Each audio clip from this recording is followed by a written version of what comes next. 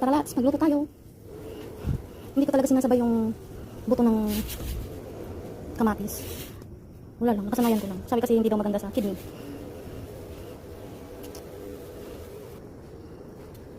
Ayan, lutuin na. Salamat sa nagbigay ng isda. Salamat po. Ayan guys, kumukulo na siya. Sabay-sabay natin lunurin itong mga isda. Yan.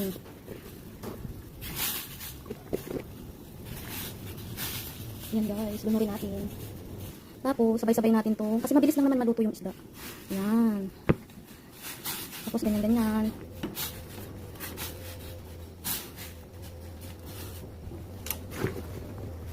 Dagdagan natin ang gulay. Mas masarap yan pag maraming gulay.